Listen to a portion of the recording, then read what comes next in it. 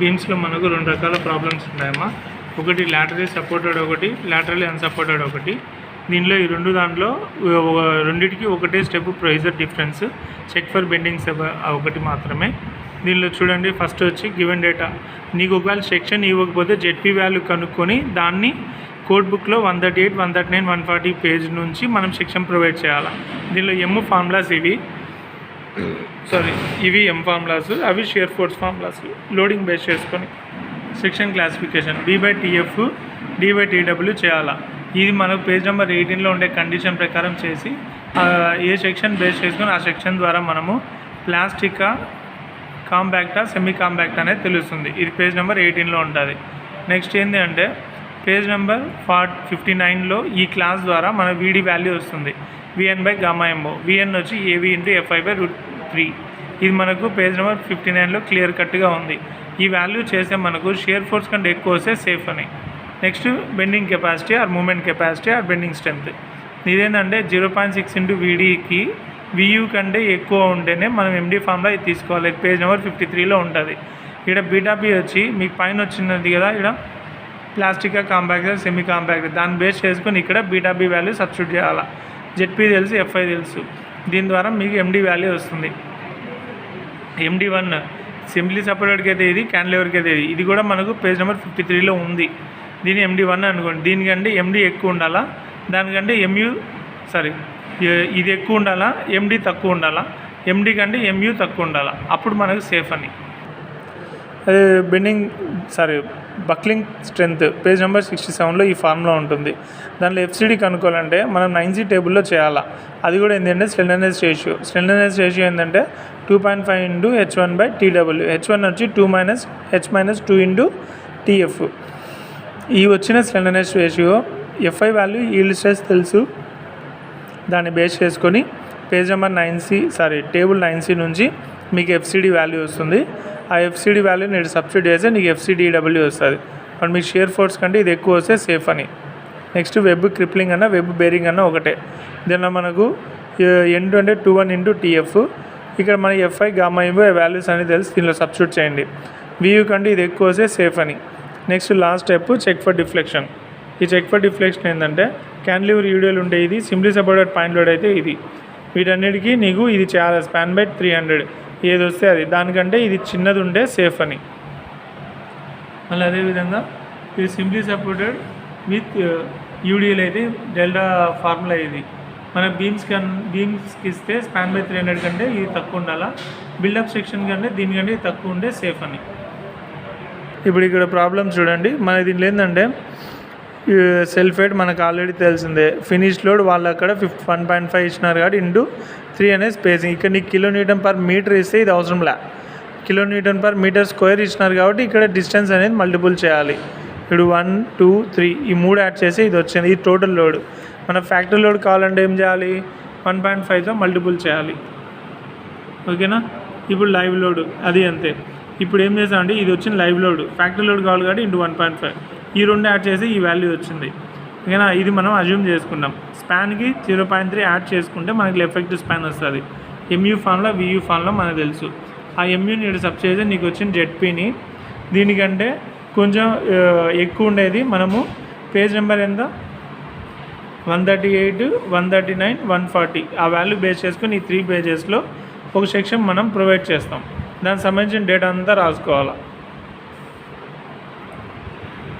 ఇప్పుడు section classification B/TF చేసినప్పుడు నాకు 9.4 కంటే తక్కువ వచ్చింది.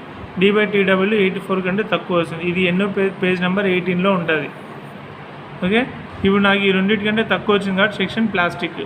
VD ఫార్ములా నీకు ఇక్కడ నువ్వు తీసుకునే డేటా రాసినావు కదా, ఆ డేటా అంతా ఇక్కడ రాయండి. VD వస్తుంది నీకు. అప్పుడు VU కంటే ఎక్కువ వచ్చింది కాబట్టి సేమ్. అదేవిధంగా MD ప్లాస్టిక్ సెక్షన్ కాబట్టి బీటాబీ వాల్యూ 1, ZP వాల్యూ మన స్టిల్ టేబుల్లో వస్తుంది.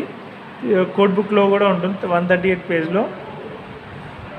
ఇది MD1 సింప్లీ సపోర్టెడ్ కాబట్టి ఫార్ములా. ఇది ఎక్కువ ఉండాలా దీంతో అంటే. ఓకేనా. ఇది ఎక్కువ ఉండాలి దేనికి, MU కంటే, అప్పుడు ఇది సేఫ్ అని. Check for web buckling 2.5 × H/TW ఇది చేస్తే దీని 9C టేబుల్ ద్వారా FCD వచ్చింది. N1 వచ్చి D1/2. B1 వాల్యూ మీకు క్వశ్చన్లో ఇస్తే తీసుకొని, లేకపోతే 75 కానీ 100 కానీ తీసేసుకోండి. అప్పుడు మీకు FCDW వస్తుంది. VU కంటే ఎక్కువ వచ్చింది కాబట్టి safe. Web crippling N2 value 2.5 × TF అది చేస్తే నీకు N2 వచ్చింది. ఇక్కడ సబ్స్టిట్యూట్ చేస్తే నీకు FCDW FW ఇది VU కంటే ఎక్కువ వచ్చింది కాబట్టి సేఫ్. ఇక్కడ మనం సింప్లీ సపోర్టెడ్ UDL కదండి మనం తీసుకునింది, కాబట్టి 5/384 WL/4/EI ఆ వాల్యూస్ అన్ని దీంట్లో సబ్స్టిట్యూట్ చేస్తే నీకు span/300 కంటే ఇది చిన్నది వస్తే సేఫ్ అని. అంటే నువ్వు ఇప్పుడు ఈ సెక్షన్ ప్రొవైడ్ చేయడం వల్ల ఎటువంటి నష్టం అనేది ఉండదు అని మీనింగ్. ఇప్పుడు laterally అన్సపోర్టెడ్ అంటే data supported unsupported data same ఉంటుంది, ఒక స్టెప్ మాత్రం మారుతుంది. నీకు దీంట్లో కూడా సెక్షన్ ఇకపోతే బిల్డప్ ఇప్పుడు ఇంతకుముందు చెప్పిన దాంట్లో సెక్షన్ ఎట్లయితే ప్రొవైడ్ చేసినామో అదే విధంగానే ప్రొవైడ్ చేయాలి. ఇది ఇచ్చినారు కాబట్టి అదే రాసినాము, అదే డేటా. దీనికి ఫస్ట్ అన్ని స్టెప్స్ కామన్ ఏవేవి section classification, check for shear, check for web buckling, web bearing, deflection అనేది కామన్. మధ్యలో మూమెంట్ కెపాసిటీ ఒకటి మనకు మారుతుంది. ఆ మూమెంట్ కెపాసిటీ చూడండి మనకేంటంటే టేబుల్ 14 ద్వారా H/TF వాల్యూ నీకు ఇక్కడ ఎంత వచ్చింది 29.06, KL/RY వాల్యూ 170.45 వచ్చింది. ఓకేనా, మీకు ఇక్కడ వచ్చిన వాల్యూస్ని ఇక్కడ చూడు, నీకు ఇక్కడ ఎంత వచ్చింది 175 అంటే 170.5, 170కి 180కి మిడిల్లో ఉంటుంది. ఇది ఏంటి, ఇక్కడ నీకు ఈ 2 వాల్యూస్ స్టీల్ టేబుల్లో ఉంటాయి. ఇది మీరు ఇంటర్పోలేట్ చేస్తే 170.45కి ఎంత వాల్యూ రావాలనేది వస్తుంది. ఓకే, ఇది కూడా దీనిలో ఒకటి ప్రాబ్లం ఉంది చూడండి. ఇప్పుడు ఏంటంటే ఇది నీకు 170.45, నీకు ఇక్కడ H/TF వాల్యూ ఎంత ఉంది 29.6 ఉంది. అంటే మనం దీన్ని ఒకసారి చేయాలా, దీన్ని ఒకసారి చేయాలి, చూపిస్తాం. ఇప్పుడు ఇక్కడ చూడండి, to get the value of X KL/R 170కి వచ్చి H/TF వాల్యూ అంటే KL/R 170కి 29.6 దానికి మనం ఇంటర్పోలేట్ చేస్తే మనకు వచ్చిన FCRB వాల్యూ. ఇప్పుడు నెక్స్ట్ ఇది 170కి 180కి చేయాలి మళ్ళా. అంటే నీకు ఇక్కడ 170 కంటే ఈ లైన్ ఒకసారి తీసుకోవాలి, మళ్ళీ ఈ లైన్ ఒకసారి తీసుకోవాలి, అట్లా ఈ రెండు ఒకసారి, ఈ రెండు ఒకసారి. ఇప్పుడు ఫస్ట్ వచ్చి ఈ రెండు తీసుకున్నా, మళ్ళీ ఈ రెండు తీసుకున్నాను. అట్లా ఫస్ట్ తీసుకున్న దానికి ఇది వచ్చింది, సెకండ్ తీసుకున్న దానికి ఇది వచ్చింది. ఓకేనా, ఇప్పుడు ఏం చేయాలంటే ఈ 2 వాల్యూస్కి ఇంటర్పోలేట్ చేయాలి. ఓకే, అంటే ఇది నీకు 170కి వచ్చింది, ఇది నీకు 180కి వచ్చింది. అంటే ఇట్లా 170కి ఎంత వచ్చింది, 180కి ఎంత వచ్చిందో రాస్తారు. మీకు ఎంతకు కావాలి, 122 కావాలా. ఇప్పుడు ఇప్పుడు ఈ వాల్యూ మనం ఇంటర్పోలేట్ చేస్తాం. ఓకేనా, అట్లా మనం అంటే ఇక్కడ చూడండి 122కి వచ్చి ఎంత ఉంది 70, ఇక్కడ 122కి 70 ఉంది, ఇది 113కి 180 ఉంది. ఓకే, మనకి ఇక్కడ ఎంతకు కావాలంటే 122.53 వాల్యూకి కావాలి. అది మనం ఇంటర్పోలేట్ చేస్తే FCRB వాల్యూ వస్తుంది. నెక్స్ట్ ఇక్కడ వచ్చిన FCRB వాల్యూని 13A టేబుల్ ద్వారా మనము ఇంటర్పోలేట్ చేస్తే FBD వాల్యూ వస్తుంది. అదొక్కటే మారేది, రిమైనింగ్ అంతా సేమ్. ఇది అక్కడ వచ్చిన FBD వాల్యూ ఇక్కడ సబ్స్టిట్యూట్ చేయండి. సబ్స్టిట్యూట్ చేస్తే మీకు MU కంటే ఎక్కువ వస్తే సేఫ్ అని. రిమైనింగ్ స్టెప్స్ అన్నీ లాటరల్ సపోర్టర్లో నేను ఏ స్టెప్స్ అయితే చెప్పానో అవే స్టెప్సే చేయండి.